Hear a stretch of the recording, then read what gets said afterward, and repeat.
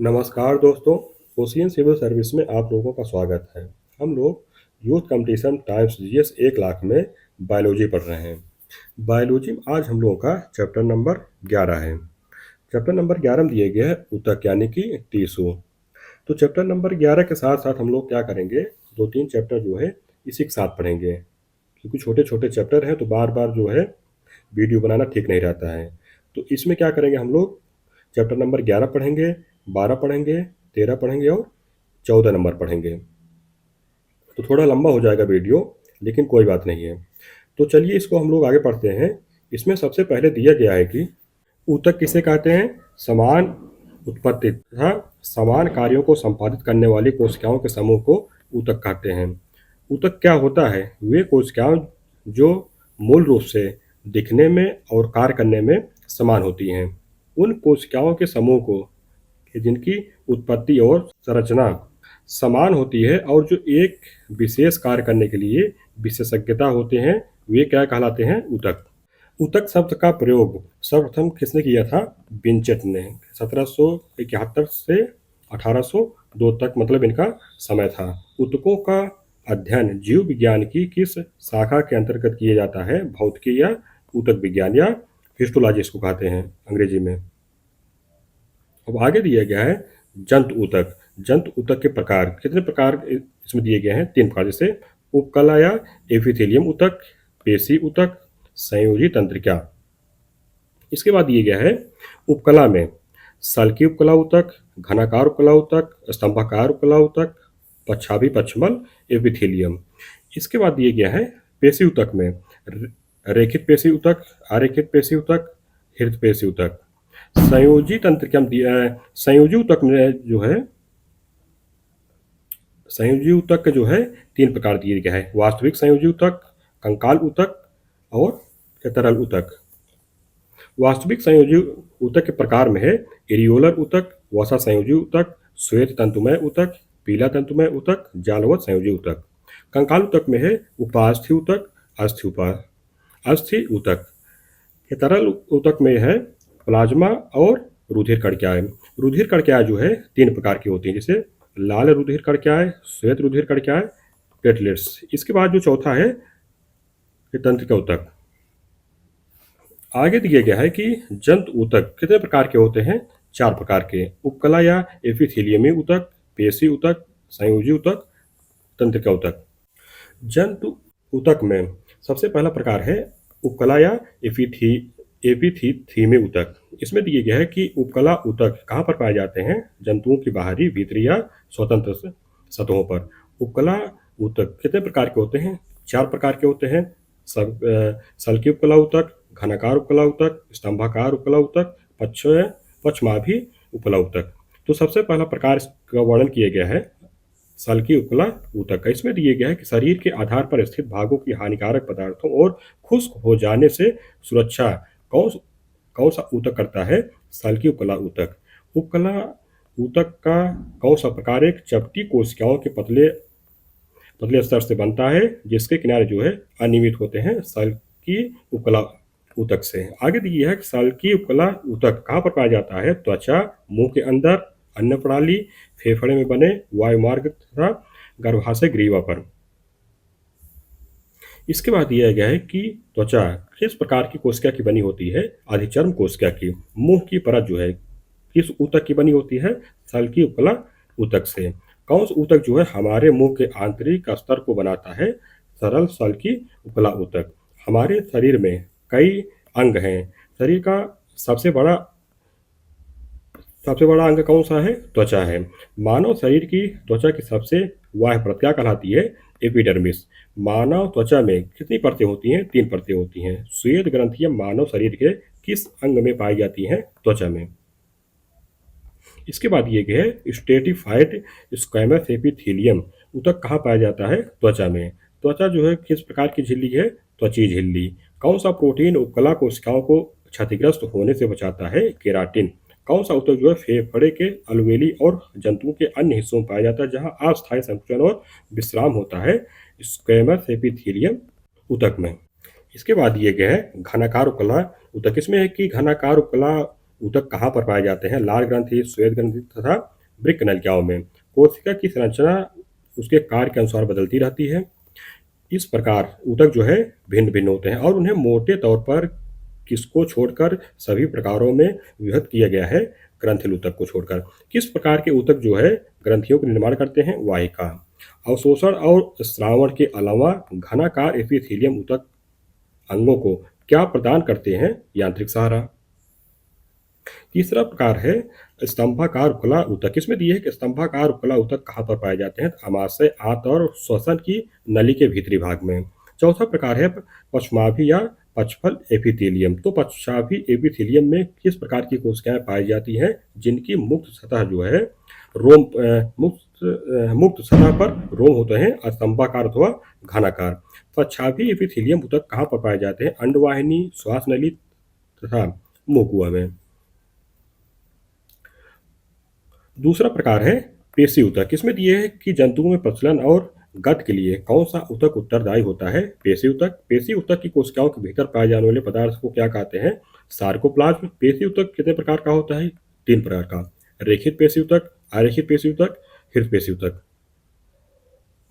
सबसे पहला प्रकार देखते हैं रेखित या ऐच्छिक पेशी ऊतक। इसमें दिए कि कौन सा ऊतक उन गतियों को संचालित करता है जो इच्छा के अधीन होती हैं? रेखित पेशी ऊतक। रेखित पेशी ऊतक कहाँ पर पाई जाती है? भुजाओं, टांगों और चेहरे पर। कौन सी पेशियां तंत्रिका द्वारा उत्तेजित होती हैं? रेखित पेशी। दूसरा प्रकार है आरेखित या अनैच्छिक पेशी ऊतक। इसमें दिए गया है कि आरेखित पेशी ऊतक जो है किस प्रकार से कार्य करती हैं? अनैच्छिक रूप से। आरेखित पेशी ऊतक कहाँ पर पाई जाती हैं? आहार नाल, मूत्राशय तथा गर्भाशय की भित्तियों पर। आहार नाल के एक भाग से दूसरे भाग में भोजन का प्रवाह किस पेशी के संकुचन एवं प्रसार के कारण होता है? आरेखित पेशी के। इसके बाद है कि तीसरा प्रकार हृत पेशी ऊतक। इसमें दिए कि हृत पेशी ऊतक कहाँ पाए जाते हैं? हृदय की दीवारों में। किस ऊतक के तंतु बड़े तथा शाखावत, अंडाकार एवं केंद्रक युक्त होते हैं? हृत पेशी के। हृत पेशी स्वभावतः किस प्रकार कार्य करती है? जिसमें हमेशा संकुचन और प्रसरण आजीवन चलता रहता है, अनैच्छिक रूप से।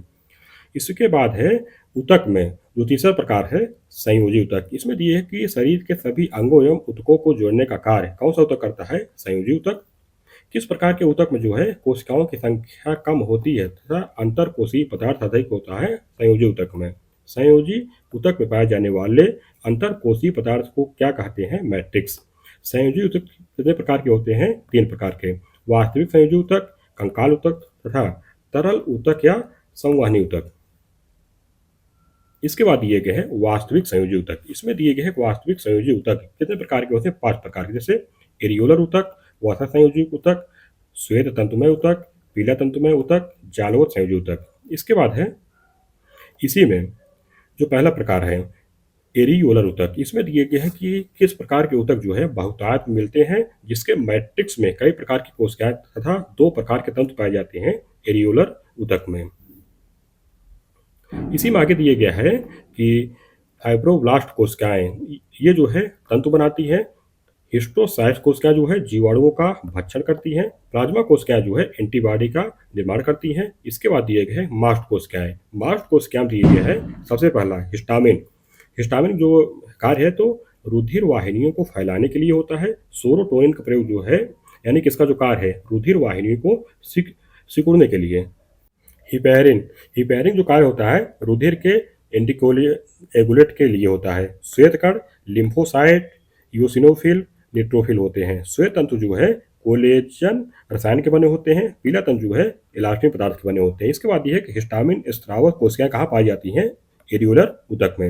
एरियोलर ऊतक के प्रमुख कार्य दिए गए हैं कि यह जो है त्वचा एवं मांसपेशियों अथवा 2 मांसपेशियों को जोड़ने का कार्य करता है। यह विभिन्न आंतरिक रचनाओं को बांधकर उन्हें अपने स्थान पर रखने में मदद करता है। लिम्फोसाइट का संबंध जो है एंटीबॉडी संश्लेषण से है।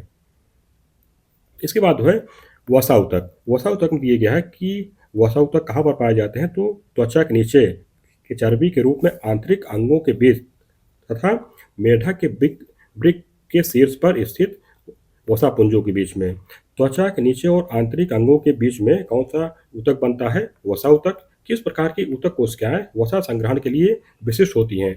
वसा ऊतक। कौन सा ऊतक जो है संचित भोज्य पदार्थ के रूप में कार्य करता है? वसा संयोजी ऊतक।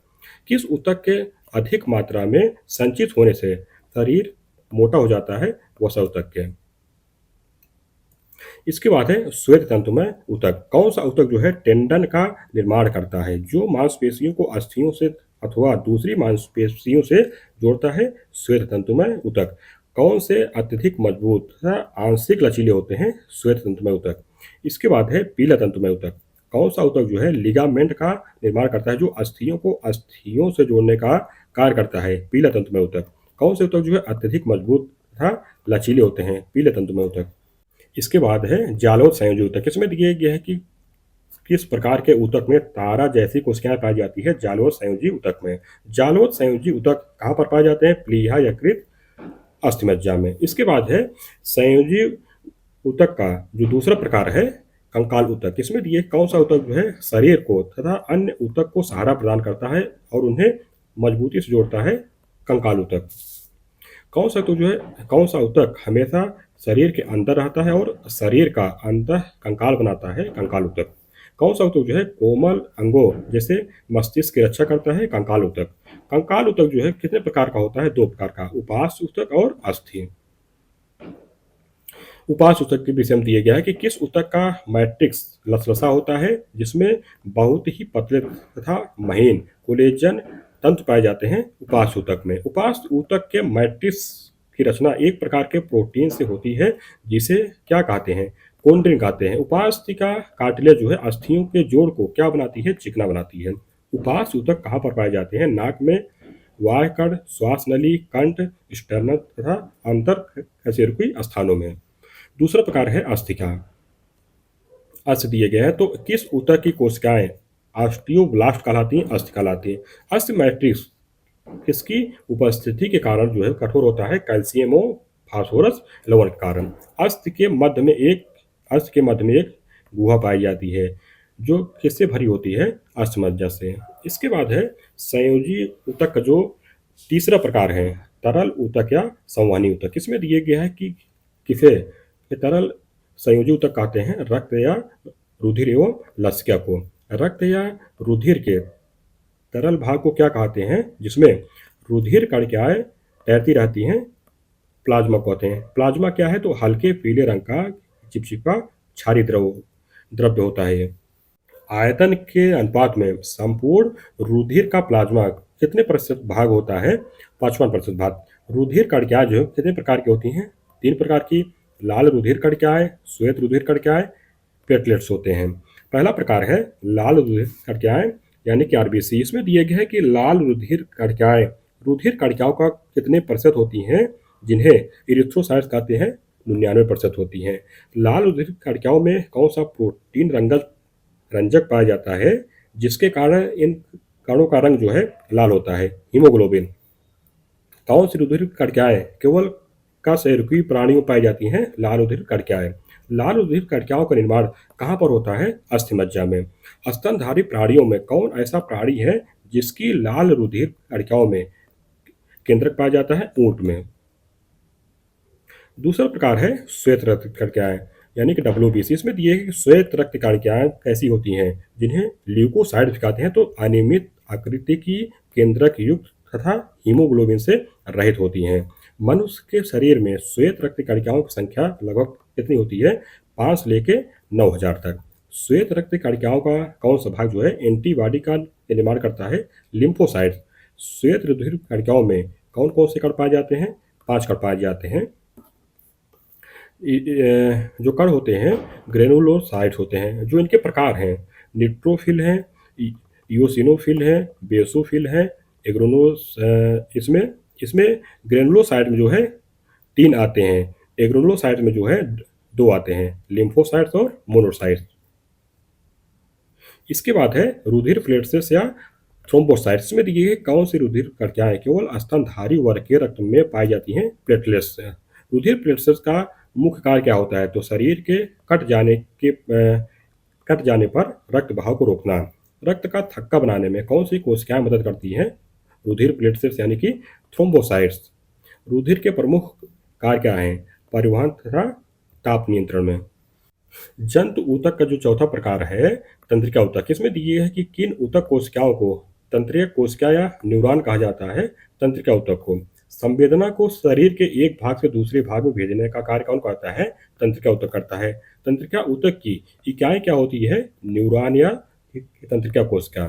आगे दिया गया है कि प्रत्येक न्यूरॉन में बहुत सारे छोटी शाखा वाले प्रवर्ध पाए जाते हैं। सबसे लंबे प्रवर्ध को क्या कहते हैं? एक्सान कहते हैं। मस्तिष्क, मेरुरज्जु तथा तंत्रिकाएं किसकी बनी होती हैं? तंत्रिका ऊतकों की। एक तंत्रिका कोशिका कितनी लंबी हो सकती है? 1 मीटर तक। ये तंत्रिका कोशिका के कितने भाग होते हैं? 3 भाग, जैसे साइटान, डेंड्रान, एक्सान। आगे दिए गए पादप ऊतक का वर्गीकरण।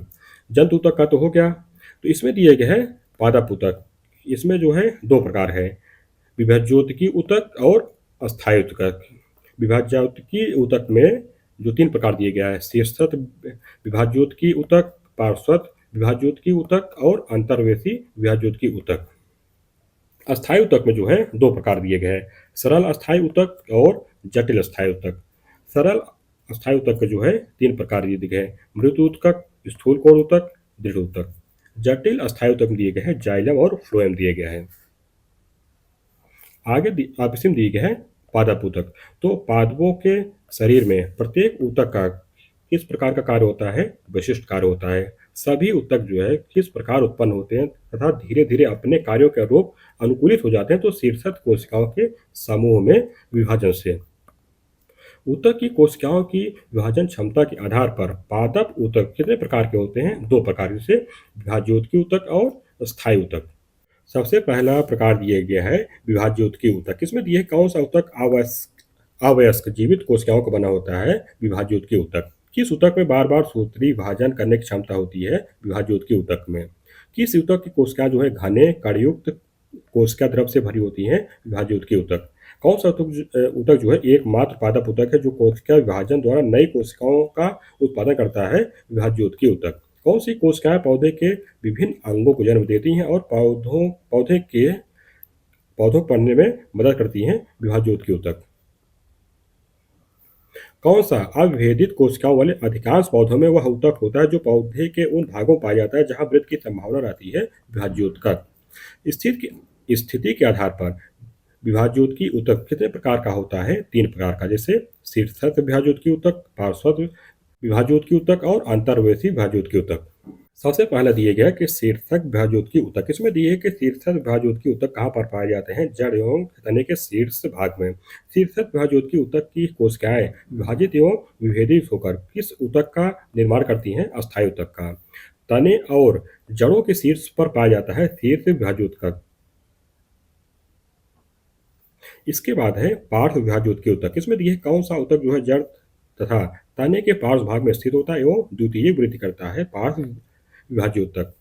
पौधों के जड़ तथा तनों के छल्ले के रूप में पाए जाने वाली आकृति है जो उनकी वृद्धि में सहायक होती है, किस ऊतक की बनी होती है? पार्श्व विभाज्योतक का। इसके बाद जो तीसरा प्रकार है अंतर्वेशी विभाज्योतकी ऊतक का। इसमें दिए अंतर्वेशी या अंतर्वृक्ष विभाज्योतकी ऊतक कहाँ पर पाए जाते हैं? तो पत्तियों के आधार में या टहनी के पर्व के दोनों पाए जाते हैं। पादप ऊतक में जो दूसरा प्रकार है अस्थायी ऊतक। इसमें दिए कि विभाज्योतकी ऊतक की वृद्धि के फलस्वरूप किस ऊतक का निर्माण होता है जिसमें विभाजन की क्षमता नहीं होती है? अस्थायी ऊतक में। अस्थायी ऊतकों के निर्माण के लिए एक अस्थायी संरचना, आकार और क्रिया अपनाने की प्रक्रिया को क्या कहा जाता है? विभेदन।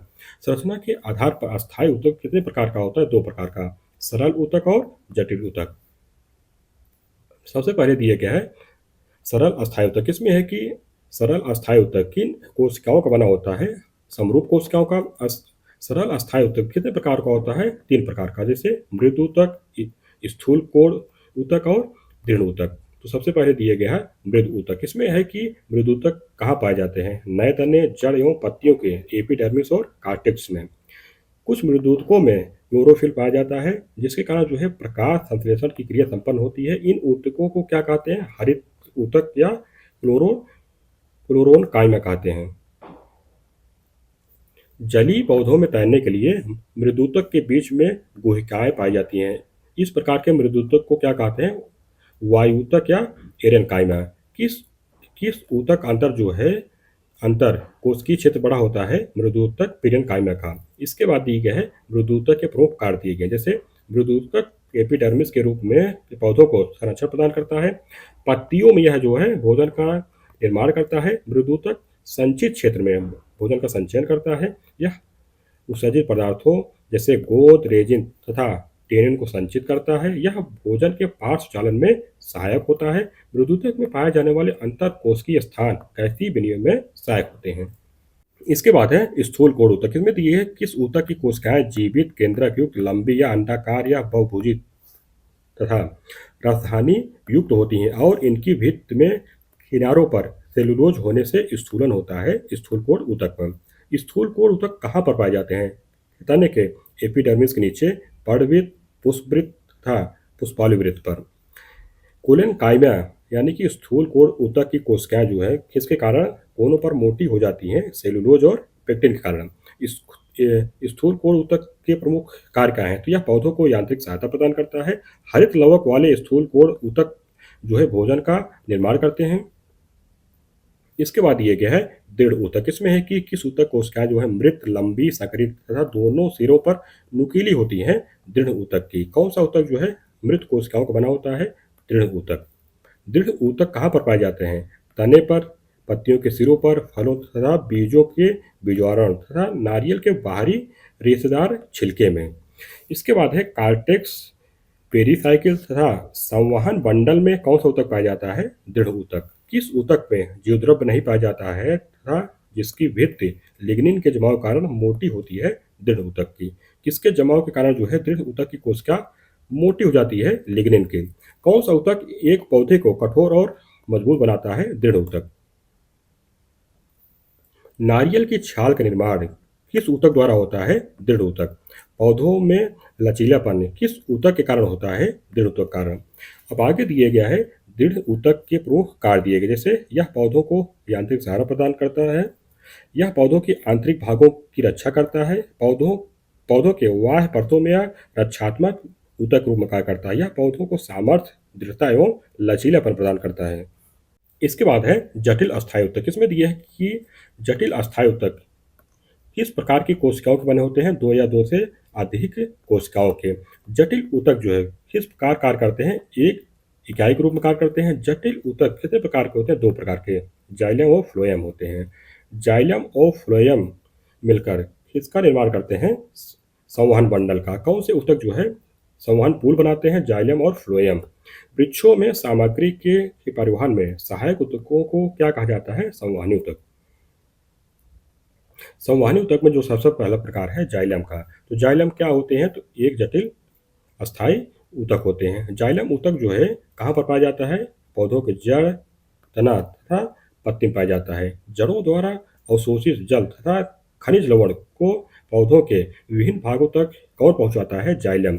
जाइलम जो है कितने प्रकार की कोशिकाओं से मिलकर बनता है? चार प्रकार, जैसे वाहिकाएं, टेकिड्स, जाइलम तंतु, जाइलम मृदुतक। इसके बाद ये है फ्लोएम। फ्लोएम क्या होते हैं? तो एक जटिल अस्थायी ऊतक होते हैं। फ्लोएम कहाँ पाए जाते हैं? पौधों की जड़ में तथा पत्तियों में पाए जाते हैं। पत्तियों द्वारा तैयार भोज्य पदार्थ को पौधों के विभिन्न भागों तक कौन पहुंचाता है? फ्लोएम पहुंचाते हैं। आतंकवादी शर्करा के रूप में शर्करा का परिवहन कौन करता है? फ्लोएम यानी कि पोषवायु। कौन सा ऊतक जो है पौधों के प्रकाश संश्लेषक हिस्सों में सामग्री के परिवहन में मदद करता है? फ्लोएम। फ्लोएम जो है कितनी प्रकार की कोशिकाओं या के तत्वों से मिलकर बना होता है? चार प्रकार की, जैसे कि चलनी नलिकाएं, सहकोशिकाएं, फ्लोएम तंतु, फ्लोएम मृदुतक। इस तरह हम लोगों को जो है ऊतक वाला चैप्टर समाप्त होता है। अगला भी चैप्टर हम लोग जो है इसी के साथ पढ़ेंगे। चैप्टर नंबर 12 है हम लोगों का। इसमें चैप्टर नंबर 12 में दिए गए हैं कंकाल तंत्र यानी कि स्केलेटन सिस्टम। इसमें दिए गया है कि मानव सहित सभी कशेरुकियों को एक आकृति प्रदान करने वाले अंग को क्या कहते हैं? कंकाल तंत्र कहते हैं। कंकाल तंत्र कितने प्रकार के होते हैं? दो प्रकार के, बाह्य कंकाल और अंतः कंकाल। शरीर की बाहरी सतह पर कौन सा कंकाल तंत्र पाया जाता है? बाह्य कंकाल तंत्र। इसमें जैसे मछलियों में जो है सेल के रूप में पाया जाता है, कछुओं में ऊपरी कवच के रूप में, पक्षियों में पिच के रूप में, और स्तनधारियों जैसे बाल हो गया, रोम व नाखून के रूप में पाया जाता है। वह कंकाल तंत्र का निर्माण किससे होता है? भ्रूणी, एक्टोडर्म या मीसोडर्म से। इसके बाद दिए गए है कि वाह कंकाल की प्रकृति कैसी होती है, मृत होती है, जो शरीर के आंतरिक अंगों की रक्षा करती है। इसके बाद दिए गया है शरीर के अंदर कौन सा कंकाल तंत्र होता है, अंतः कंकाल तंत्र। अंतः कंकाल का निर्माण किससे होता है, भ्रूणी मेसोडर्म से। शरीर का मुख्य ढांचा किस कंकाल के तंत्र से निर्मित होता है, अंतः कंकाल तंत्र से। अंतः कंकाल तंत्र कितने प्रकार का होता है, दो प्रकार का होता है, अस्थि होता है और उपास्थि होता है, यानी कि बोन और कार्टिलेज। अस्थि जो है किस प्रकार का ऊतक है, संयोजी ऊतक होता है। परिआस्थिक किसे कहते हैं, तो प्रत्येक अस्थि के चारों ओर तंतुमय संयोजी ऊतक से निर्मित एक दोहरा आवरण परिअस्थिक कहलाता है। इसके बाद ये है कि लिगामेंट्स, टेंड तथा अन्य मांसपेशियां किससे जुड़ी होती हैं, परिअस्थिक द्वारा। अस्थियों के मध्य जो एक खोखली गुहा पाई जाती है उसे क्या कहते हैं, मज्जा गुहा।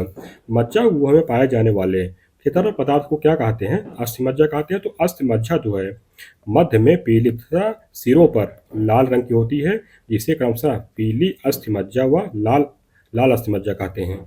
श्वेत रुधिर कणिकाओं यानी कि WBC व लाल रुधिर कणिकाओं RBCs का निर्माण किस अस्थिमज्जा द्वारा होता है, क्रमशः पीली अस्थिमज्जा व लाल अस्थिमज्जा के द्वारा। विकास के आधार पर अस्थियां कितने प्रकार की होती हैं, दो प्रकार की, जैसे कालाजात अस्थि और उपासजात अस्थि। मेम्ब्रेन अस्थि किसे कहते हैं, कालाजात अस्थि को। खोपड़ी की सभी चपटी अस्थियां कैसी अस्थियां होती हैं, कालाजात अस्थि। रिफ्लेसिंग अस्थि किसे कहते हैं, उपासजात अस्थि को कहते हैं। तो कशेरुक दंड व पैरों की अस्थियां कैसी अस्थियां हैं, उपासजात अस्थियां हैं।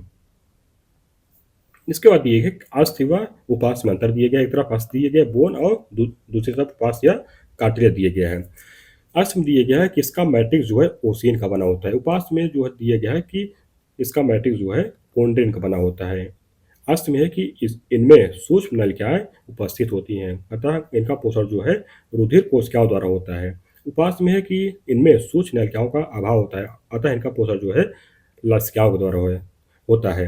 अष्ट में यह कि इनमें अस्थि मज्जा की उपस्थिति के कारण लाल रक्त कणिकाओं का निर्माण होता है। उपास में दिया गया है कि इनमें अस्थि मज्जा की अनुपस्थिति के कारण जो है लाल रुधिर कणिकाओं का निर्माण नहीं होता है।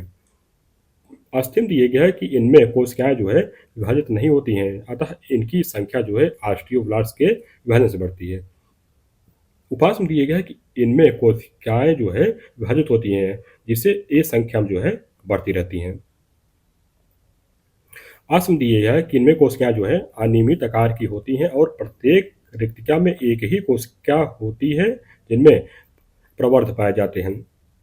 और उपास में दिया गया है कि इनमें कोशिकाएं जो है अर्धगोलाकार होती हैं, कि जिनमें एक से अधिक रिक्तिकाएं होती हैं तथा प्रवर्धों का जो है अभाव होता है। मानव शिशु के शरीर में हड्डियों की संख्या कितनी होती है, 270 होती है। वयस्क मानव में कुल कितनी अस्थियां पाई जाती हैं, 206 पाई जाती हैं। अच्छी कंकाल किसे कहते हैं, तो शरीर का मुख्य अक्ष बनाने वाले कंकाल को अच्छी कंकाल कहते हैं, जैसे खोपड़ी हो गया, कशेरुक दंड एवं छाती की अस्थियां हो गई। अच्छी कंकाल में कितनी अस्थियां होती हैं, 80 अस्थियां होती हैं। तो मनुष्य की खोपड़ी में कितनी अस्थियां होती हैं, 29 अस्थियां होती हैं। जैसे उनमें बताया भी गया है कि इनमें 8 अस्थियां जो है सियोनों द्वारा संयुक्त होती हैं, जिसे कपाल कहते हैं। 14 अस्थियां जो है चेहरे का निर्माण करती हैं। 6 अस्थियां जो है कड़ अस्थियां होती हैं, जो सुनने में सहायक होती हैं। एक हाईओइड नमकस जो है मैंडिबल तथा कंठ के बीच जो है जीवा के नीचे स्थित होती है। मनुष्य की सबसे छोटी अस्थियां की यानी कि हड्डी का क्या नाम है, स्टेपीज। स्टेपीज अस्थि कहाँ पाई जाती है, कान में। कान के अंदर जो है कंपन 3 हड्डियों द्वारा प्रवर्धित होता है, उनका क्रम है हैमर, एनविल व स्टिरप। कानों को किसकी उपस्थिति के कारण जो है मोड़ा जा सकता है, उपास्थियों के कारण मोड़ा जाता है या मोड़ा जा सकता है। मनुष्य का कशेरुक दंड कितनी अस्थियों का बना होता है, 26 अस्थियों का। गर्दन का पहला कशेरुक क्या होता है, जो गर्दन को साधे रखता है, एट्लस कशेरुक। रीढ़ की हड्डी किसका भाग होता है, कशेरुक दंड का। मनुष्य में कितनी जोड़ी पसलियां पाई जाती हैं, 12 जोड़ी। पसलियों को कौन अस्थि आपस में जोड़ती है, स्टर्नम अस्थि। अनुबंधी या उपांगी कंकाल में कितनी अस्थियां होती हैं, 126। इसमें मेखलाएं और हाथ पैर की अस्थियां आती हैं। इसके बाद दिए गए मेखलाएं किसे कहते हैं? तो मनुष्य में अग्रपाद व पश्चपाद को अच्छी कंकाल पर साधने के लिए दो चाप पाए जाते हैं जिन्हें मेखलाएं कहते हैं। अग्रपाद व पश्चपाद की मेखला को क्रमशः क्या कहते हैं? अंश मेखला तथा श्रोणि मेखला। स्कैपुला नामक अस्थि कहाँ स्थित होती है? अंश मेखला। अंश मेखला में ह्यूमरस, रेडियस, अल्ना, कार्पलस, मेटाकार्पलस तथा फैलेंजस नामक अस्थियां कहाँ स्थित होती है? हाथ में। इसके बाद दिए गए हैं अच्छी कंकाल की अवस्थिति, नाम और उनकी संख्या दिए गए हैं। एक तरफ इसमें दिए गए हैं कि शरीर के भाग यानी कि वो कहाँ पाई जाती है। उसके बाद अंतः कंकाल के भाग दिए गए हैं, उपभाग दिए गए, उनकी संख्या दी गई है। जैसे शरीर के भाग में कि सबसे पहले दिए गए सिर दिए गए हैं, उसके बाद इसमें दिए गया है कंकाल के भाग में जो है खोपड़ी, इनमें जो है 29 अस्थियां पाई जाती हैं। अब खोपड़ी में ही जो है कई भाग किए गए हैं। सबसे पहला भाग है कपाल का, इसमें जो उनकी संख्या दी गई है occipital 1, parietal 2, temporal 2, frontal 1, एथमाइड 1, स्पिनाइड 1। Facial जो है, फेसियल में nasal 2, टर्बानियल 2, lacrimal 2, vomer 1, zygomatic 2, मैजिला 2, Valentine 2, mandible 1। कर्ण अस्थियम जो है मैलियस 2, उनकस 2, स्टेप्स 2 और हाइट 2 होते हैं। इनकी संख्या भी दी गई है टोटल। जिसे कपाल में देखिए दिए गए हैं 8 हड्डी पाई जाती है, फेसियल में 14, कर्ण अस्थियम में 6 होता है और इसमें दिए गए हैं एक जो होता है देखो हाइड भाग दिए गया है। इसके बाद है वक्ष। वक्ष में जो है वक्ष प्रकार दिए गया है, इसके कंकाल के भाग जो हैं स्टर्नम पसलियाँ होती हैं, इसमें जो है 12 जोड़ी होती है। उपभाग इसके जो है स्टर्नम, इसमें जो है एक हड्डी स्टर्नम 1 और पसलियम जो है पसलियम जो है 24 पसलियाँ पाई जाती हैं। इसके बाद है पीठ की अस्थि, उसके भाग दिए गए हैं कशेरुक दंड, इसमें जो है 26 अस्थियाँ पाई जाती हैं और शिशुओं में 33 अस्थियाँ होती हैं। उपभाग इसके जो मतलब भाग दिए गए हैं गर्दन हो गया है, तो इसमें हड्डी जो पाई जाती है सखाल कशेरुका 7 होती है। वक्ष में जो है थोरैसिक होती है और कशेरुका जो है 12 होती है। कट में लंबर कशेरुका 5, सैक्रम में सैक्रल कशेरुका 1, पुंछ में जो है कार्डल कशेरुका 1। इसके बाद ये कि फीवर, टिबियो, फिबुला, टार्सल्स तथा मेटाटार्सल्स नामक अस्थियाँ कहाँ पाई जाती हैं? पैर में। मनुष्य की सबसे बड़ी अस्थि कौन सी होती है? फीमर। इसके बाद ये कि हाथ की कौन सी अस्थि जुड़ी ना होकर एक दूसरे से स्वतंत्र रहती है? Radius ulna. मनुष्य की श्रोणि मेखला कितनी अस्थियों से निर्मित होती है? 3 प्रकार की अस्थियों से, इलियम, इसियम, फेबिस से। फीवर फीमर अस्थि कहाँ पाई जाती है? जांग पाई जाती है। मानव शरीर की सबसे मजबूत हड्डी होती है जांग की हड्डी। मनुष्य के पैर की हड्डी होती है ठोस होती है। फीमर तथा टिबियो फिबुला के संधि स्थान पर स्थित गोल अस्थि को क्या कहते हैं? घुटने की अस्थियां पटेला कहते हैं। घुटने की टोपी क्या कहलाती है? पटेला कहलाती है। कि तलवे की अस्थियां क्या कहलाती हैं? मेटाटार्सल्स।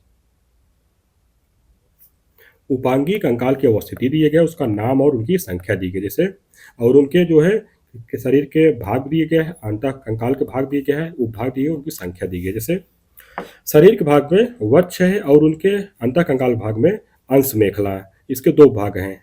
क्लेविकल में जो है इनकी संख्या 2 होती है, स्कैपुल की संख्या जो है 2 होती है। श्रोण मेखला के जो उपभाग हैं मिनट्स, इसके जो संख्या है 2 होती है। इसके बाद जो भाग है अग्रपाद है, इसके अंतः कंकाल भाग में ऊपरी बाहु के एक उपभाग होता है ह्यूमरस, इसकी संख्या 2 होती है। अग्रबाहु के उपभाग में रेडियो अल्ना, इसके जो है 4 होती है। ये कलाई में कार्पलस 16 होती है। हथेली में जो है मेटाकार्पस हड्डी होती है, इनकी संख्या जो है 10 होती है। अंगुलियों में फ्रेंजेस पाए जाते हैं, इनकी संख्या 28 होती है। इसके बाद है कूल्हा दिए गया है। अंतः कंकाल के भाग में इसमें दिए गए है जांग, इनके उपभाग जो होता है फीमर होता है, ये जो है 2 होता है। तो पिंडलिक उपभाग में टिबियो फिबुला होता है, इनकी संख्या जो है 4 होती है। घुटना घुटना जो उपभाग दिए गए हैं पटेला, इनकी संख्या 2 होती है। इसके बाद जो शरीर के भाग दिए गए हैं पश्चपाद। अंतः कंकाल के भाग में जो है टखना दिए गया है, तो इसके उपभाग जो है टार्सल्स है, इसकी संख्या 14 होती है। कि तलवे के उपभाग जो है मेटाटार्सल्स, इनकी संख्या 10 होती है। अंगुलियों को भाग में दी गए फ्लेंजेस, इनकी संख्या 28 होती है। इसके बाद दिए गया है लिगामेंट किस प्रकार का ऊतक है? संयोजी ऊतक है। एक अस्थि को दूसरी अस्थि से कौन जोड़ता है? लिगामेंट। जोड़ों या संधि पर हड्डी की सतह को कौन मुलायम बनाए रखती है? उपास या कार्टिलेज। मांसपेशियों को हड्डी से कौन संयोजी ऊतक जोड़ता है? कंडरा। अस्थियों यानी कि इसको अंग्रेजी में टेंडन कहते हैं। तो अस्थियों के जोड़ में कौन सा द्रव पाया जाता है? साइनोवियल द्रव पाया जाता है। अस्थियों के मध्य जो है कौन सी प्रोटीन पाई जाती है? ओसीन। अस्थियों में अधिक कठोरता किसकी अधिकता से होती है? अकार्बनिक पदार्थ की अधिक मात्रा के कारण। मानव हड्डियों में कौन सा तत्व जो है सर्वाधिक मात्रा में पाया जाता है? Calcium phosphate. मानव शरीर में अधिकतम मात्रा किसकी होती है? जल की। यह लगभग 60 से 70% तक होती है। पूर्ण संधि से क्या तात्पर्य है? तो अस्थियों की वह संधि जिसे विभिन्न दिशाओं में घुमाया जा सकता है तथा उनमें गति होती है। किस प्रकार के संधि में सिलोवेलियन संपूर्णतः लिगामेंट नहीं पाए जाते हैं? अपूर्ण संधि में मनुष्य की श्रोणि मेखला की प्यूबिस अस्थि के मध्य तथा कशेरुकाओं के बीच की अस्थियों में कौन सी संधि पाई जाती है? अपूर्ण संधि। किस प्रकार की संधि में संबंध अस्थियां बिल्कुल हिलडुल नहीं सकती हैं? अचल संधि। अचल संधि में जैसे करोड़ की अस्थियां। शल्य क्रिया में आर्थोप्लास्टी क्या होती है? तो कूल्हे के जोड़ का प्रतिस्थापन होता है। प्रचुर मात्रा में सफेद फाइबर किसमें पाए जाते हैं? कंट्रायानिक टेंडन में, जो कि मांसपेशियों को जोड़ता है। इसके बाद है कि नाखून किसके बने होते हैं? तो अल्फा कैरोटीन के। नाखून काटते समय दर्द क्यों नहीं होता है? क्योंकि नाखून जो है मृत कोशिकाओं के द्रव्य द्वारा बने रहते हैं जिनमें रक्त का संचरण नहीं होता है। सुमेलित क्रम दिए गए हैं। उरोस्थी। उरोस्थी में जो है स्टर्नम होता है। जत्रुक में क्लेविकल, जानुफलक में पैटेला, स्कंद फलक में स्कैपुला। इसके बाद दिए गए हैं पूर्ण संधि के प्रकार। तो पूर्ण संधि में दिया गया है कंदुक खलिका संधि। इसमें दिए गया कि एक अस्थि का सिरा गेंद की भांति गोल तथा दूसरी अस्थि का सिरा प्याले की आकृति की गुहा बनाती है। इस प्रकार की संधियां जो है अंश मेखला तथा ह्यूमस अस्थि के जोड़ पर और फीमर तथा श्रोणि मेखला के जोड़ पर पाई जाती है। हिंज संधि कहाँ पाई जाती है? तो इनमें जो है संधियों पर अस्थियां केवल एक ही दिशा में मोड़ी जा सकती हैं। इस प्रकार संधियां जो है कोनित तथा घुटने में पाई जाती है। खूंटी संधि। एक अस्थि जो है खूंटी के आकार की तथा दूसरी जो है इसके ऊपर हिल सकती है। इस प्रकार की संधि जो है मानव के द्वितीय कशेरुक के ओडोंटाइन प्रोवन तथा करोटी के मध्य पाई जाती है। ग्लाइडिंग संधि जो है इनमें अस्थियां जो है संधि पर फिसलती रहती हैं। इस प्रकार की संधियां जो है कशेरुकाओं के संधि प्रवर्त के मध्य तथा रेडियस अल्ना एवं कार्पल्स के मध्य पाई जाती हैं। सैडिल संधि। यह संधि भी कंदुक खलिका संधि की भांति होती है, लेकिन दोनों में केवल इतना अंतर होता है कि इसमें ना तो पूर्ण गेंद व ना ही पूर्ण प्याला होता है। इस प्रकार की संधि जो है मनुष्य के अंगूठे में बनती है। इसके बाद दिए गए हैं मांसपेशी। मांसपेशी में है कि मांसपेशी क्रिया से उत्पन्न बल को क्या कहा जाता है? पेशी बल कहा जाता है। स्वैच्छिक मांसपेशियां किसमें पाई जाती है? हाथ में पाई जाती हैं। किन मांसपेशियों को कंकाल मांसपेशियां कहा जाता है? तो ऐच्छिक मांसपेशियों को। मानव शरीर में द्विशिरस मांसपेशी कहाँ स्थित होती हैं? बाह में होती हैं। मानव शरीर की सबसे छोटी मांसपेशी क्या कहलाती है? स्टिपेडियस कहलाती है। धारीदार मांसपेशी कहलाती हैं बहुनाभिक। इसी बात है कि न्यूनतम आधात्मिक मैट्रिक्स वाला संयोजी ऊतक होता है स्नायु। मांसपेशियों का वह भाग जो संकुचन उत्पन्न करने के लिए सिकुड़ता है क्या कहलाता है? एक्टिन कहलाता है। मायोसिनवा एक्टिन क्या है? तो मांसपेशी प्रोटीन है। सार्कोलेमा झिल्ली किसे ढकी रखती है? मांसपेशी तंतु को। स्तनधारियों में बालों के रोम से कौन सी मांसपेशी जुड़ी रहती है? अरेक्टर पिली मांसपेशी। जब हमें अत्यधिक ठंड लगती है या भयभीत होते हैं तो किस मांसपेशी के सिकुड़न के कारण जो है रोंगटे खड़े हो जाते हैं? अरेक्टर पिली मांसपेशी के। मनुष्यों में हिचकी सामान्यतः जो है किस मांसपेशियों में स्थान परिवर्तन के कारण होती है? डायाफ्राम मांसपेशी के। मानव पेशी कोशिकाओं में ऑक्सीजन के अभाव में ग्लूकोज के विखंडन से किस रासायनिक यौगिक का निर्माण होता है? लैक्टिक अम्ल का। मांसपेशियों में थकान किसके संचयन के कारण होता है? लैक्टिक अम्ल के। हमारे पेशियों में किस अम्ल की अधिकता के कारण जो है पीड़ा होती है? लैक्टिक अम्ल के। तो इस तरह से हम लोगों का चैप्टर नंबर 12 कंकाल तंत्र समाप्त होता है।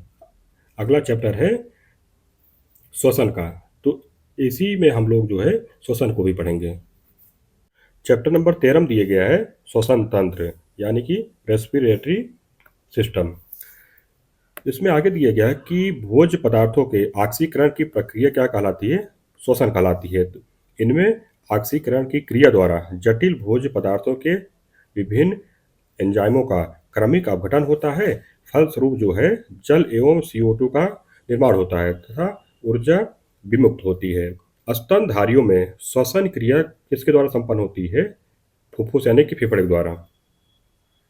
आगे दिए गया है कि फुफ्फुस से संबंधित मुख्य तथ्य हैं। तो मनुष्य के वक्ष गुहा में दायां या बायां दो फेफड़े होते हैं।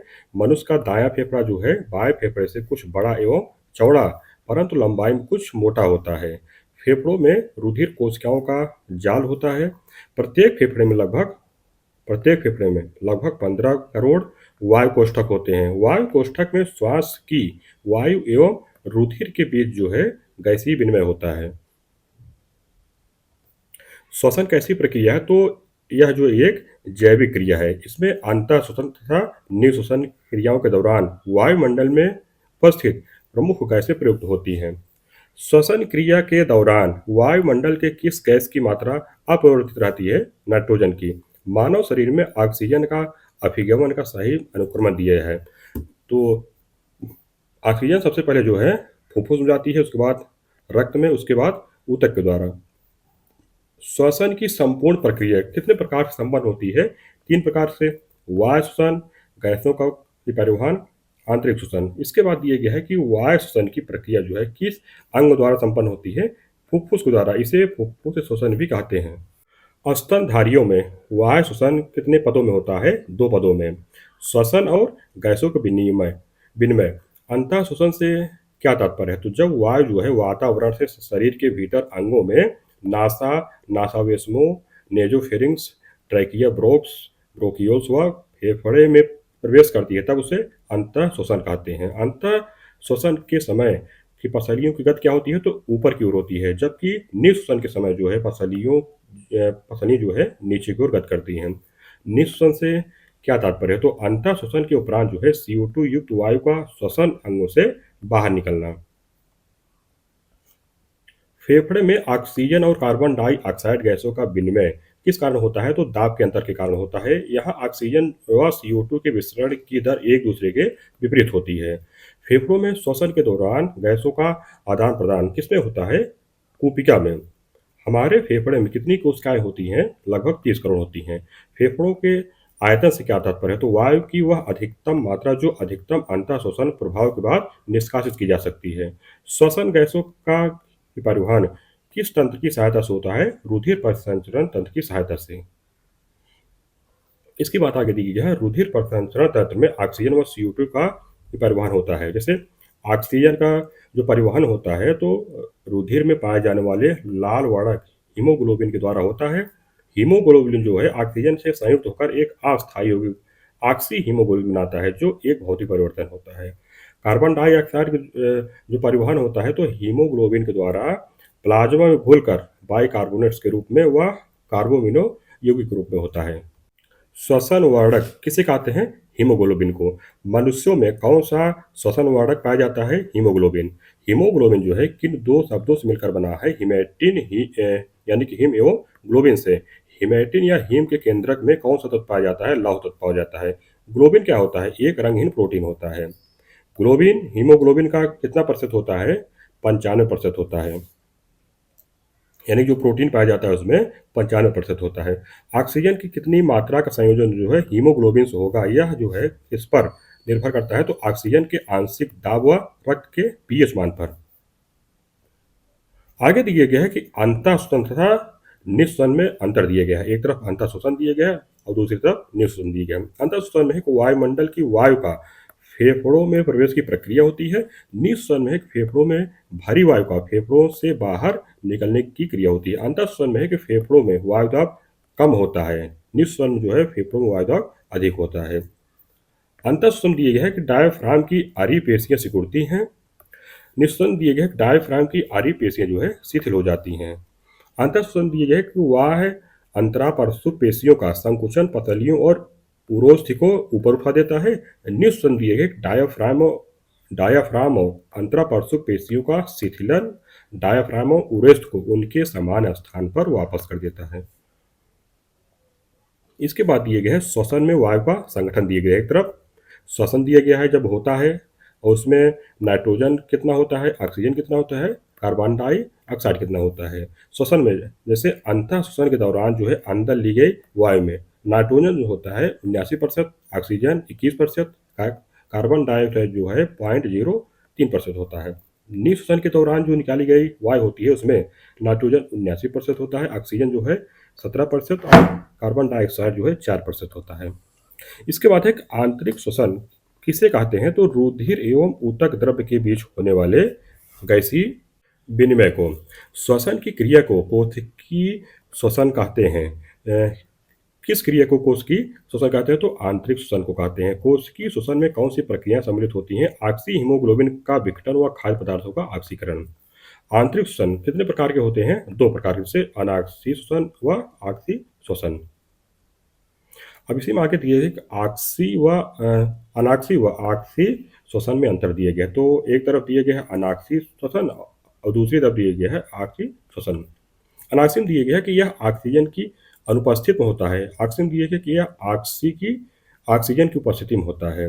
अनाक्षी में दिए गया है कि इस श्वसन की संपूर्ण प्रक्रिया जो है कोशिका द्रव में संपन्न होती है। ऑक्सीजन दिए गए ऑक्सी श्वसन का प्रथम चरण जो है कोशिका द्रव में तथा द्वितीय चरण जो है माइटोकॉन्ड्रिया संपन्न होती है। अनाक्सिम दिए गए है कि ग्लूकोज का आंशिक ऑक्सीकरण होता है तथा पायरुवेट, इथेनॉल या लैक्टिक अम्ल का निर्माण होता है। ऑक्सीजन दिए गए ग्लूकोज का पूर्ण ऑक्सीकरण होता है तथा कार्बन डाइऑक्साइड एवं जल का निर्माण होता है।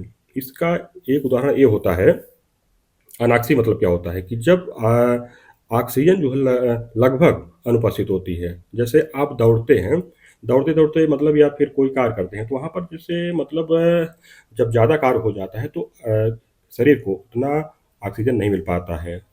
तो क्या होता है कि ग्लूकोज का ऑक्सीकरण नहीं हो पाता है। जब ऑक्सीकरण नहीं हो पाता है तो मांसपेशियों में लैक्टिक अम्ल जमा होने लगता है, तो आपको जो है थकान लगने लगती है। ये बात है इसमें। अनाक्सिन दिए गए हैं ग्लूकोज के 1 ग्राम अणु से एटीपी के 2 अणु बनते हैं। ऑक्सीजन दिए गए ग्लूकोज के 1 ग्राम अणु से एटीपी के 38 अणु बनते हैं। अनाक्सिन दिए गए हैं कि एक ग्लूकोज अणु से केवल 54 किलो कैलोरी ऊर्जा मुक्त होती है। ऑक्सीजन दिए गए हैं कि एक ग्लूकोज अणु से 686 किलो कैलोरी ऊर्जा मुक्त होती है।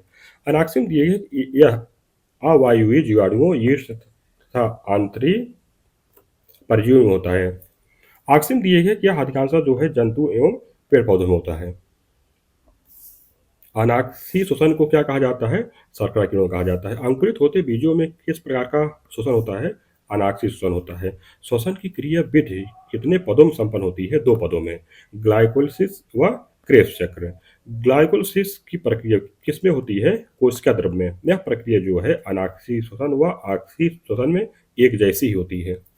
ग्लाइकोलिसिस प्रक्रिया की खोज किसने की थी, एमडेन, मेयरहाफ एवं पार्सन ने। इसे ईएमपी पाथवे भी कहते हैं। क्रेब्स चक्र की खोज किसने की थी, ब्रिटिश वैज्ञानिक हेंस क्रेब्स ने 1937 ईस्वी में। क्रेब्स चक्र की प्रक्रिया संपन्न होती है यूकैरियोटिक जीवों के माइटोकॉन्ड्रिया में तथा प्रोकैरियोटिक जीवों के कोशिका कला में। श्वसन क्रिया में ऊर्जा किस रूप में उत्पादित होती है, एटीपी के रूप में। कौन सा जैव रूपांतरण जो है मानव शरीर को अधिकतम ऊर्जा प्रदान करता है, एटीपी। एटीपी से जब एटीपी होता है यानी कि एटीपी के जल अपघटन के फलस्वरूप जो है एटीपी एडिनोसाइन डाइफॉस्फेट तथा अकार्बनिक फास्फेट पीआई व ऊर्जा मुक्त होती है। इससे जो है मतलब एटीपी से एटीपी में। ऊर्जा उत्पादन के दौरान जो है ग्लूकोज का पायरुवेट में विघटन कहाँ होता है, कोशिका द्रव में। ऊर्जा का उपयोग करते हुए पायरुवेट का विघटन कहाँ होता है, माइटोकॉन्ड्रिया में। शरीर का कौन सा भाग जो है ताप को नियंत्रित करता है, फेफड़ा। जीवाणुओं में श्वसन स्थल क्या कहलाता है, मीसोसोम। श्लेष्मा झिल्ली की सूजन को क्या कहा जाता है, ब्रोंकाइटिस। जीवन प्रक्रिया श्वसन में रासायनिक ऊर्जा किस ऊर्जा में परिवर्तित होती है, उष्ण ऊर्जा में। ऊर्जा उत्पादन के दौरान मांसपेशियों की कोशिकाओं में ऑक्सीजन की कमी होने पर 6 कार्बन अणु जो है कितने कार्बन अणु में ये परिवर्तित होते हैं या हो जाते हैं 3 कार्बन अणु हैं। हमारे शरीर में ऊर्जा प्रदान करने के लिए ऑक्सीजन यानी कि O2 से किसका जुड़ा होता है? ग्लूकोज का। एक वयस्क व्यक्ति की विश्राम अवस्था में प्रति मिनट श्वसन दर की सामान्य प्रयास क्या होती है? 12 से 16। व्यायाम के दौरान वयस्क व्यक्ति की श्वसन दर प्रति मिनट कितनी हो सकती है? लगभग 25। पेशियां जो है किसकी कमी से थकान महसूस करती हैं? एटीपी की कमी से। रक्त में ऑक्सीजन की सांद्रता में कमी आने पर श्वास की गति पर क्या प्रभाव पड़ता है? श्वास की गति जो है बढ़ जाती है। पहाड़ों पर चढ़ते समय हमारी सांस क्यों फूलती है? तो ऑक्सीजन की कमी या हाइपॉक्सिया के कारण। कार्बन मोनोऑक्साइड विषाक्तता से रक्त परिवहन पर क्या प्रभाव पड़ता है? तो रक्त की ऑक्सीजन की परिवहन क्षमता जो है कम हो जाती है। इसमें कार्बन मोनोऑक्साइड रक्त के हीमोग्लोबिन से जुड़कर कार्बोक्सी हीमोग्लोबिन बनाती है जो अवरोधक का कार्य करता है। श्वसन भागफल से क्या तात्पर्य है? श्वसन क्रिया के दौरान जो है उपयोग में लाई गई संपूर्ण ऑक्सीजन एवं इस दौरान उत्पन्न हुई कार्बन डाइऑक्साइड के गैसीय विनिमय अनुपात को श्वसन भागफल कहते हैं। अर्थात जो है श्वसन भागफल रेस्पिरेटरी क्वोशिएंट बराबर जो होता है CO2 का कुल उत्पादन बटे O2 का कुल उपयोग। आगे दिए है कि विभिन्न भोज्य पदार्थों के लिए श्वसन भागफल का क्या मान होता है? भिन्न भिन्न होता है। आगे दिए गया है कि प्रमुख खाद्य पदार्थ और उनके श्वसन भागफल का जो है मान दिए गए। जैसे एक तरफ खाद्य पदार्थ दिए गए है और दूसरी तरफ श्वसन भागफल। जैसे कार्बोहाइड्रेट जो है 1 होता है, वसा जो है 0.7 यानी कि 1 से कम होता है, कार्बनिक अम्ल जो है 4 होता है यानी कि 1 से अधिक होता है, प्रोटीन जो है 0.8 यानी कि 1 से कम होता है। इस प्रकार जो चैप्टर नंबर 13 था श्वसन तंत्र वो समाप्त होता है। अगला चैप्टर हम लोग इसी में यानी कि चैप्टर नंबर 14 पाचन तंत्र जो है पढ़ेंगे। चैप्टर नंबर 14 में दिया गया है पाचन तंत्र यानी कि डाइजेस्टिव सिस्टम। तो इसमें पढ़ते हम लोग। इसमें दिया गया है कि मनुष्य के आहार नाल की औसत लंबाई होती है 8 से 10 मीटर। आहार नाल जो है मुख से शुरू होकर गुदा एनस में जो है समाप्त होती है। आहार नाल का जो ये पहला भाग क्या कहलाता है? मुख गुहा। इसमें जो है जीभ व दांत होते हैं। मुख गुहा से इसका पाचन प्रारंभ होता है कार्बोहाइड्रेट का। जीभ के ऊपरी सतह पर कई छोटे छोटे अंकुर होते हैं जिन्हें क्या कहते हैं? स्वाद कली कहते हैं। तो इसी में दिया गया है मतलब उसका विभाजन किया गया है। जीभ के अग्रभाग से क्या पता चलता है? मीठे का स्वाद। पश्च भाग से जो है कड़वेपन का स्वाद। बगल के भाग से खट्टे का स्वाद मिलता है और जीभ के अग्र व किनारे भाग से नमकीन का स्वाद मिलता है। मुख गुहा का कि पिछला भाग क्या कहलाता है? ग्रसनी। ग्रसनी में कौन से 2 द्वार होते हैं? निगल द्वार व कंठ द्वार। निगल द्वार में है कि आहार नाल के अगले भाग अर्थात ग्रासनली में खुलता है। कंठ द्वार दिया गया है कि श्वासनली में खुलता है। कंठ द्वार के आगे एक पट्टी जैसी रचना होती है जो क्या कहलाती है? एपिग्लोटिस कहलाती है। मनुष्य जब भोजन करता है तो यह पट्टी भोजन को श्वास नली में जाने से रोकती है। भोजन निगल द्वार के द्वारा कहाँ पहुँचता है? ग्रास नली में। इस नली में किसी भी प्रकार की पाचन क्रिया नहीं होती है। ग्रास नली से भोजन कहाँ पहुँचता है? अमाशय में। अमाशय के अग्र व पश्च भाग क्या कहलाते हैं? कार्डियक व पाइलोरिक कहलाते हैं। कार्डियक व पाइलोरिक के बीच का भाग क्या कहलाता है? फुंडिक यानी कि फंडिक कहलाता है। आमाशय या जठर ग्रंथि का निर्माण किससे होता है? तो आमाशय की स्तंभाकार एपिथेलियम कोशिकाओं के द्वारा। जठर ग्रंथि से किस रस का उत्पादन होता है? जठर रस का। नवजातों के जठर रस में कौन सा एंजाइम जो है प्रोटीन अपघटनीय होता है? रेनिन। जठर ग्रंथि की कोशिकाएं कितने प्रकार की होती हैं? 3 प्रकार की। जैसे श्लेष्मा कोशिकाएं, भित्ति या अम्लजन कोशिकाएं। इसमें जो है हाइड्रोक्लोरिक अम्ल का स्राव होता है। मुख्य या जाइमोजिन कोशिकाएं होती हैं। जठर रस में उपस्थित होता है क्या क्या? हाइड्रोक्लोरिक अम्ल जो है, श्लेष्मा या म्यूकस, निष्क्रिय पेप्सिनोजेन। हाइड्रोक्लोरिक अम्ल जो है निष्क्रिय पेप्सिनोजेन को किस एंजाइम में परिवर्तित कर देता है? पेप्सिन एंजाइम में। पेप्सिन एंजाइम जो है प्रोटीन को किसमें बदल देता है? पेप्टोन में। छोटी आंत का प्रारंभिक भाग क्या कहलाता है? ग्रहणीय पक्वाशय यानी कि ड्यूडेनम कहलाता है। इसका आकार जो है अंग्रेजी के यू अक्षर की तरह होता है। ग्रहणी की लंबाई कितनी होती है? लगभग 25 सेंटीमीटर होती है। इसमें जो है शेष 30 सेंटीमीटर भाग जो है इलियम कहलाता है। आहार नाल का सबसे लंबा भाग कौन सा होता है? छोटी आंत होता है। तो यह भोजन के पाचन में सहायता करती है तथा बचे हुए भोजन का अवशोषण करती है। पाचन की संपूर्ण क्रिया जो है यहाँ होती है। छोटी आंत की लंबाई व चौड़ाई कितनी होती है?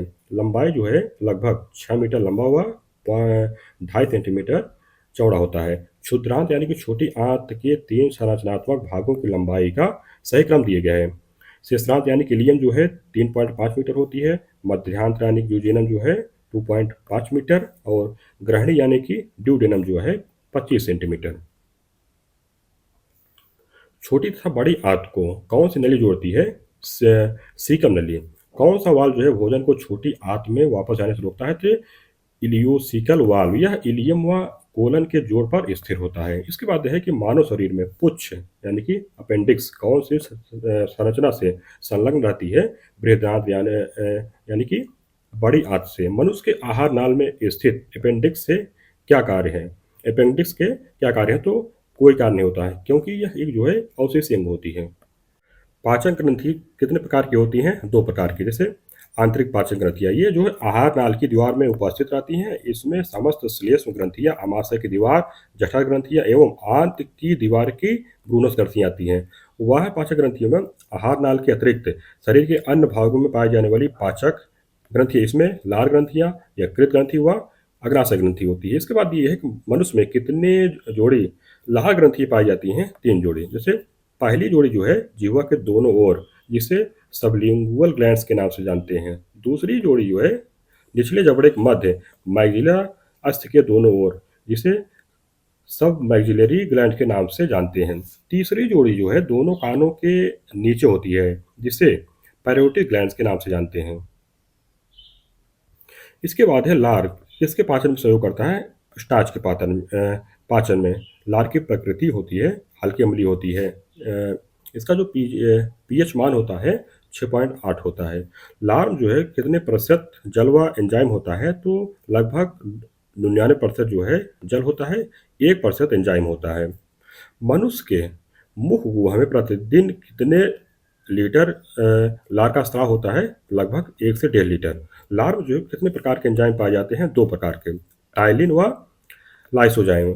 टाइलिन एंजाइम के क्या कार्य होते हैं? तो टाइलिन एंजाइम जो होता है वो स्टार्च यानी कि मंड को माल्टोज शर्करा में और ग्लूकोज में जो है परिवर्तित करता है। इसके बाद दिए गए कि जठर रस में कौन से एंजाइम का स्राव होता है? तो पेप्सिन, रेनिन तथा म्यूसिन नामक एंजाइम का। पेप्सिन एंजाइम में दिया गया है कि भोजन में उपस्थित प्रोटीन को पहले प्रोटीओज तथा पुनः पेप्टोन में परिवर्तित करता है। रेनिन एंजाइम जो होता है दूध में घुलनशील प्रोटीन कैसीन को कैल्शियम पैराकैसिनेट में बदलकर दूध को दही में के परिवर्तित करता है। म्यूसिन एंजाइम जो होता है तो जठर रस के अम्लीय प्रभाव को कम करता है, भोजन को चिकना बनाता है, श्लेष्मा झिल्ली के लिए जो है रक्षात्मक आवरण का काम करता है। आमाशय में भोजन के अर्ध तरल स्वरूप को क्या कहते हैं? कायम कहते हैं। लाइसोजाइम एंजाइम के क्या कार्य है? तो भोजन में उपस्थित हानिकारक जीवाणु को नष्ट करना। लार में उपस्थित कौन सा तत्व जो है भोजन को जीवाणुओं के संक्रमण से रोकता है? लाइसोजाइम। आमाशय में भोजन जो है हाइड्रोक्लोरिक अम्ल के साथ मिलकर किस एंजाइम को निष्क्रिय कर देता है? टालिन एंजाइम को। कौन सा अम्ल जो है भोजन को अम्लीय बना देता है? हाइड्रोक्लोरिक अम्ल। इसके अतिरिक्त यह भोजन के साथ आए जीवाणु को भी नष्ट करता है। मानव शरीर में प्रोटीन का पाचन किस अंग से आरंभ होता है? आमाशय से। आमाशय से कायम कहाँ पहुँचता है? ग्रहणी में। यहाँ यकृत से स्रावित पित्त रस मिलता है जो कायम की प्रकृति को अम्लीय से क्षारीय बना देता है। आगे दिए गए कि पित्त रस से संबंधित तथ्य दिए गए हैं। तो यह जो है पीले रंग का क्षारीय द्रव होता है। इसका पीएच मान जो होता है 7.7 होता है। इसमें जल जो है 85%, पित्त वर्णक जो है 12% और पित्त लवण जो है 0.7%, कोलेस्ट्रॉल जो है 0.28% और मध्यम वसाएं जो है 0.3%, लेसिन थीन जो है 0.15% पाए जाते हैं। पित्त में कोई एंजाइम नहीं पाया जाता है। यह कायम को जल से मिलाकर जो है इमल्सन बनाने में सहायता करता है। मनुष्य में प्रतिदिन 700 से लेकर 1000 मिलीलीटर पित्त बनता है। यह आंत की क्रमांकुचन गतियों को बढ़ाता है। यह वसा के अवशोषण में सहायक होता है। यह विटामिन के तथा वसाओं में अन्य विटामिनों के अवशोषण में सहायक होता है। यह अनेक उत्सर्जित तथा विषैले पदार्थों व धातुओं के उत्सर्जन का कार्य करता है। आगे दिया गया है कि अग्नाशय रस में कौन से एंजाइम पाए जाते हैं। Trypsin, lipase, amylase, carboxy peptidase तथा माल्टेज। अब इसी में दिया गया है ट्रिप्सिन क्या करता है, तो प्रोटीन एवं पेप्टोन को पॉलीपेप्टाइड्स एवं एमिनो अम्ल में परिवर्तित करता है। लाइपेज क्या करता है, तो इमल्सीकृत वसाओं को ग्लिसरीन तथा फैटी एसिड्स में बदलता है। एमाइलेज क्या करता है, तो मंड स्टार्च को घुलनशील शर्करा में परिवर्तित करता है। आंतरस क्या करता है, तो आंतरस की प्रकृति क्या होती है, क्षारीय होती है। इसका पीएच मान 8 होता है। स्वस्थ मनुष्य में प्रतिदिन कितना आंतरस स्रावित होता है, लगभग 2 लीटर। भोजन का पूर्ण पाचन कहाँ होता है, छोटी आंत में। इसके बाद दिया है आंतरस में उपस्थित प्रमुख एंजाइम दिया गया है। एक तरफ प्रमुख एंजाइम दिए गया है, एक तरफ उनके कार्य दिए गए हैं। जैसे इरेप्सिन का क्या कार्य होता है, तो शेष प्रोटीन व पेप्टीन को एमिनो अम्ल में बदल देता है। माल्टेज क्या करता है, तो माल्टोज को ग्लूकोज शर्करा में से परिवर्तित करता है। सुक्रोज जो है सुक्रोज को ग्लूकोज व फ्रक्टोज में बदलता है। लैक्टोज जो है लैक्टोज को ग्लूकोज व ग्लैक्टोज में से परिवर्तित करता है। लाइपेज जो है इमल्सीकृत वसाओं को ग्लिसरीन व फैटी एसिड में बदलता है। इसके बाद ये है कि बिना बिना पचा कायम जो है छोटी आंत से कहाँ पहुंच जाता है, बड़ी आंत में। मानव शरीर की सबसे बड़ी ग्रंथि कौन सी है, यकृत यानी कि लीवर है। यकृत का वजन कितना होता है, लगभग 1.5 से 2 किलोग्राम। यकृत ग्रंथि का रंग कैसा होता है, धूसर रंग का होता है। यकृत द्वारा स्रावित पित्तरस का संचयन कहाँ होता है, पित्ताशय यानी कि गॉल ब्लैडर में। पित्त का पक्वाशय में गिरना कौन सी क्रिया कहलाती है, प्रवर्ती क्रिया कहलाती है। पित्ताशय में उपस्थित स्टोन या पत्थर से किसका पाचन प्रभावित होता है, वसा का। यकृत के प्रमुख कार्य क्या होते हैं, तो यह जो है कार्बोहाइड्रेट, प्रोटीन व वसा के उपापचय में सक्रिय भाग लेता है। यह कार्बोहाइड्रेट उपापचय के अंतर्गत जो है ग्लाइकोजिन का निर्माण एवं संचयन करता है। यह भोजन में वसा यानी कि लिपिड की कमी होने पर कार्बोहाइड्रेट के कुछ भाग को वसा में परिवर्तित कर देता है या अमोनिया को यूरिया में परिवर्तित कर देता है। यह जो है विषैले पदार्थों को अविषैले यौगिकों में बदल देता है। मानव शरीर में अतिरिक्त ग्लूकोज ग्लाइकोजन में परिवर्तित होकर कहाँ भंडारित रहता है, यकृत में। यकृत व मांसपेशियों में ऊर्जा किस रूप में जमा होती है, ग्लाइकोजन के रूप में। मानव शरीर की दूसरी सबसे बड़ी ग्रंथि कौन सी है, अग्नाशय है। कौन सी ग्रंथि जो है बहिस्रावी व अंतःस्रावी दोनों तरह के कार्य करती है, अग्नाशय। किसे अंतःस्रावी यानी कि नलिका विहीन व बहिस्रावी यानी कि नलिका युक्त दोनों प्रकार की ग्रंथि कहते हैं अग्नाशय को। अग्नाशयी रस या क्लोम रस यानी कि पैंक्रियाटिक जूस का श्रवण कहाँ से होता है, अग्नाशय से। लैंगरहैंस की द्वीपिका किसे कहते हैं, अग्नाशय को। लैंगरहैंस की द्वीपिका के विभिन्न कोशिकाओं में स्रावित प्रमुख हार्मोन दिए गए हैं। तो एक तरफ इसमें दिए गए कि लैंगरहैंस की द्वीपिका की कोशिकाएं दिए गए हैं और उनसे जो स्रावित हार्मोन है उसका नाम दिया गया है।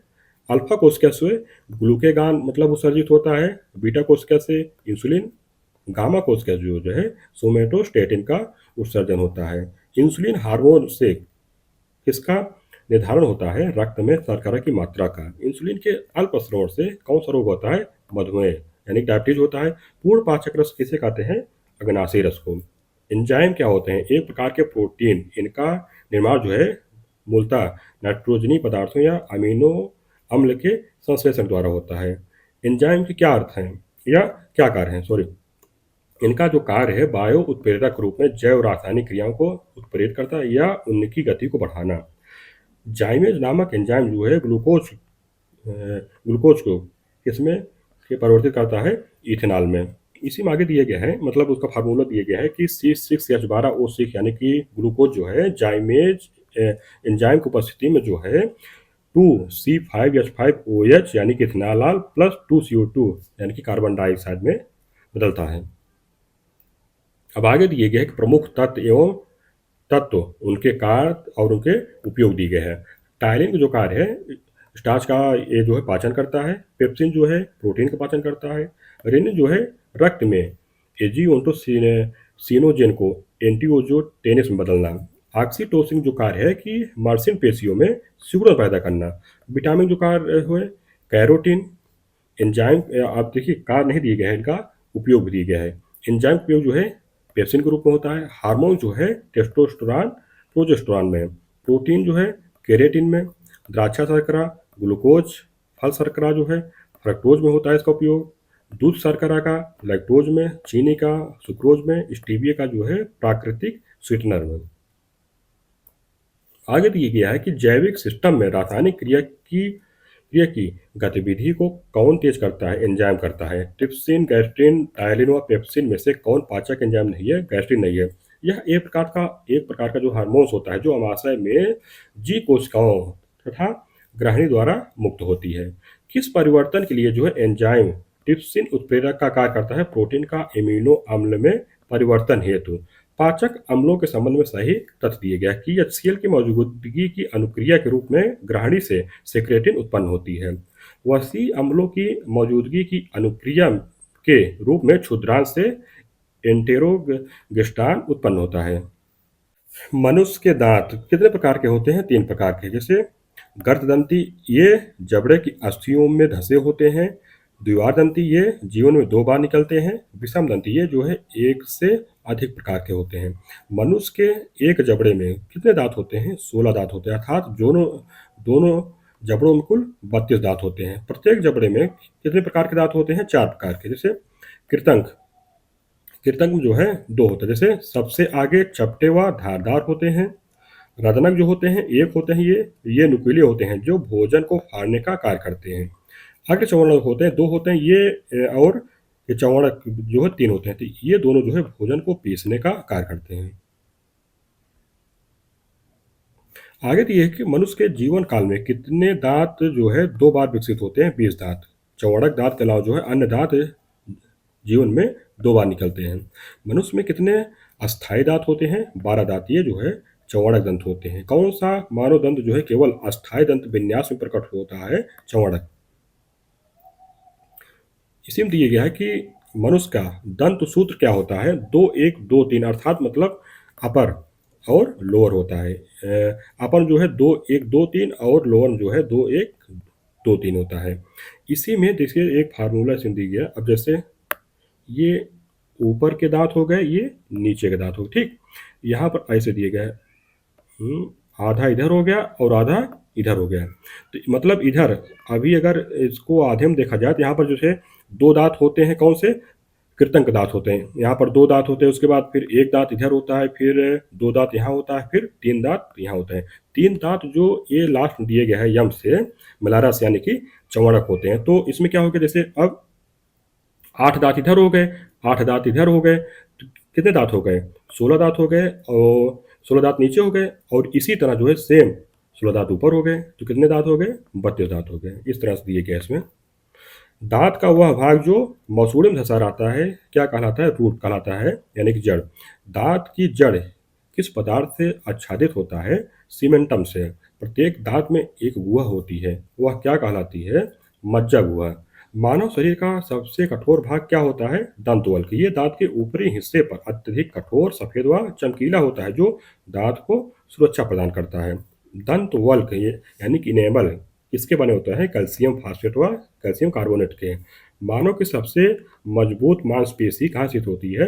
जबड़े में, जो कि मासेटर मांसपेशी होती है।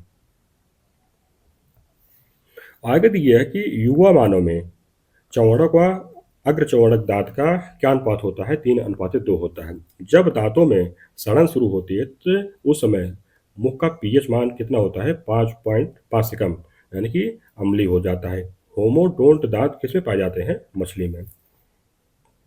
इसके बाद इसमें दिया गया है कि हम लोगों ने जो मतलब ऊपर पढ़ा है उसी का जो है इसमें चित्र दिया गया है। जैसे सबसे आगे जो होती है, जहाँ से पाचन प्रारंभ होता है, जीभ होती है। उसके बाद मुख होता है। मुख में जो है लार पाया जाता है, टालिन एंजाइम या लारी एमाइलेज पाया जाता है। इसके बाद शुरू होती है ग्रास नली। तो ये जो है भोजन को आमाशय तक ले जाती है। इसके बाद है डायफ्राम है, ये तो जो है श्वसन से संबंधित है। इसके बाद है जो पाचन में है, अमाशय आता है। अमाशय में जो है क्या पाया जाता है? यसील अम्ल पाया जाता है, पेप्सिन एंजाइम पाया जाता है, प्रोटीन का पाचन होता है यहाँ पर। इसके बाद आती है छोटी आंत जो है कार्बोहाइड्रेट का पाचन होता है, वसा का पाचन होता है, और प्रोटीन का पाचन होता है और पचे हुए पोषक पदार्थों का अवशोषण होता है। बड़े आंत में क्या होता है? जल का अवशोषण होता है। गुदा, इसके बाद है गुदा। ऐसे गुदा होता नहीं, मतलब अभी तो और भी पार्ट दिए गए हैं। गुदा से क्या होता है? मल का परित्याग होता है। उसके बाद जो है अमाशय, जैसे यहाँ दिए गया है तो पित्ताशय। पित्ताशय क्या होता है कि वसा का निमशीकरण होता है, पित्त का भंडारण होता है। यकृत क्या होता है? यकृत यानी कि लीवर, इससे जो है पित्त का उत्पादन होता है। जो पित्त का उत्पादन होता है वो जाकर पित्त में जो है संचित होता रहता है। इसके बाद यहाँ पर जो है ग्लाइकोजेनेसिस होता है और यूरिक संश्लेषण होता है। अग्नाशय क्या होता है? तो अग्नाशय रस का जो है यहाँ पर उत्पादन होता है, यानी कि निर्माण होता है। इसके बाद इसी में दिए गए अपेंडिक्स। तो इस तरह से हम लोग का चैप्टर नंबर 14 पाचन तंत्र भी जो समाप्त होता है। अब इसके बाद जो अगले चैप्टर है हम लोग कल पढ़ेंगे।